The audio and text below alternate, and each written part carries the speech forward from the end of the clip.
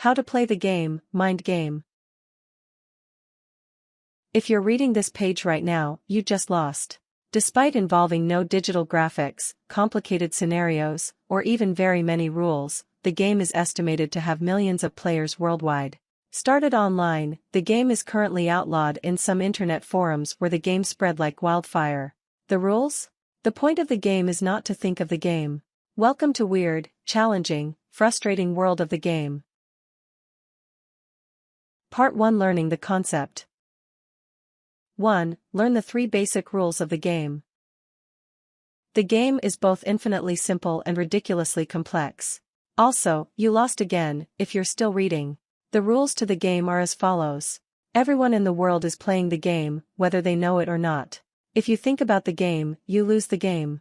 This includes things like desperately trying not to think about the game, or being tipped off by anyone else talking about losing the game, or any split second that the game randomly pops into your mind. You think about it, you lose. When you lose, you have to announce that you lost. It can be out loud, on the internet, in writing, or in any number of other ways. Announcing your losses is the only way that the game is played. 2. Give up the idea of winning. Nobody ever wins the game, you can only avoid losing and attempt to make other people lose by spreading the word about the game. If you're in the game to win, you're going to lose. If you're in the game to lose, congratulations. 3. Learn about the background of game psychology. Ironic processing is the psychological phenomenon that describes the inverse relationship between a desire to avoid thoughts and the persistence of those thoughts. In other words, the more you want to stop thinking about the game, the more you're thinking about the game. This is also sometimes called the white bear phenomenon, based on a reference in Tolstoy, or the pink elephant phenomenon. The act of deciding to not think about something makes you think about something. Ironic processing was used to humorous effect in the first Ghostbusters movie, in which the Ghostbusters were told that whatever they thought of would come to destroy them.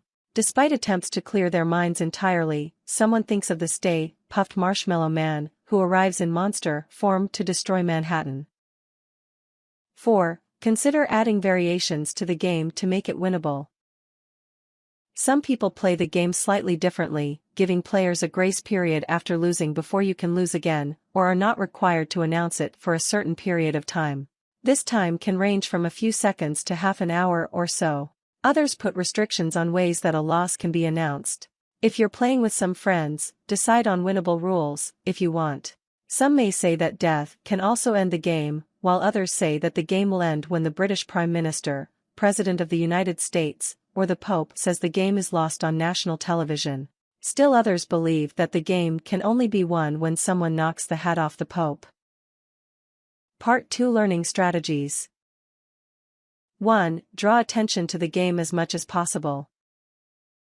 Every new person you tell about the game will automatically lose the game.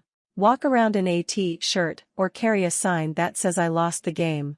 Wear it in public as often as possible, explain the game to people, and force them to discover and simultaneously lose the game. While this isn't against the rules, there are only 3 rules in the game. Keep in mind that some game forums frown upon this. Because the game is widespread in certain areas, talking about it at all is seen as being super annoying by some. Discuss the game with caution. 2. Always announce when you lose. Announcing "I lost the game." When you think of it will also serve to remind other people about the game, thus forcing them to lose concurrently, creating an infuriating chain of loss. This will normally happen at random times. You can announce this verbally, or you can be creative about it. 3. Remind other players about the game. If you start a game, keep it going on as long as you want, and keep other people losing by reminding them about it as often as possible. Perpetuate the cycle by trying to remind the other players, informed and uninformed, about it whenever you get the chance. If you're in class, write and pass notes about the game, announcing that you lost. This will keep you from getting in trouble by shouting it out every 10 seconds. If someone isn't available to inform at the moment you lose, write them a note and give it to them later, or stick it into their locker through the slats. You could even do this to random people. Write on dry erase boards and chalkboards, either with teacher permission or inconspicuously when the teacher isn't looking. Try to keep this to a minimum and only do it if you know the teacher won't mind. Anyone who looks in your direction will lose the game. Take out an ad in the classifieds. While you'll need some kind of approval for this, if you work on a school newspaper or other newsletter, find a way to incorporate a mention of the game or something that will trigger thoughts of the game.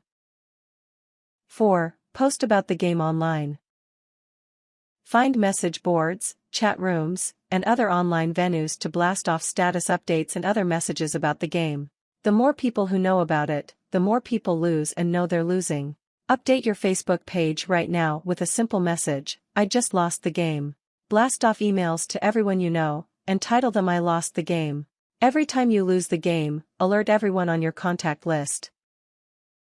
5. Try to think about other things. Within a given amount of time, try to stop thinking about the game. Depending on who you're playing with, you may have a set amount of time to stop thinking about the game, or it may go on indefinitely. This can be anywhere from a minute to an hour, but 10 minutes usually works the best and is considered the standard in many places. Other places do not follow this rule. Because not thinking about something isn't possible to do actively, all you can do is actively make yourself think about other things. Try to recite the lyrics to a long and involved rap song in your mind, or recite a prayer ad infinitum. Try to remember all the lines in Caddyshack and start reciting the movie. Do anything but think about the game. Start reading, if you can. Plug up your ears and don't listen to anything anyone else says. Just focus all your energy into doing something else, thinking about something else, and ignoring what's happening around you. 6. Avoid triggers as much as possible. If you often lose the game in a certain location, a certain place or activity reminds you of the game, or you know of certain people that always seem to have lost the game, try to steer clear. However, be aware that the thought process required to do this is likely to make you lose. 7. Never let your guard down. The knowledge of the game is available to everyone. If you start sending out emails or text messages announcing your loss of the game, expect others to do so as well. If something looks suspicious, it might be best not to open it.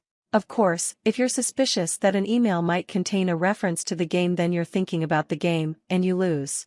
Good luck. Tips. Make up your own way. There are plenty of creative ways to alert the world that you have lost the game. Come up with a new one that nobody has ever thought of. Play the game with multiple people. If you only play it with one person, you may start to associate the game with them, causing you to think of it every time you see them. Check to see how the variations of the game are played in your area by asking people who know about the game. There will be people out there who claim to not be playing the game or just refuse to say they have lost. They are in denial of losing the game. Ignore them. Warnings. Don't let the game get you into trouble at school. Many schools have attempted to ban the game, as it can often be disruptive. Even if you have a good-natured teacher who participates, keep it to a minimum.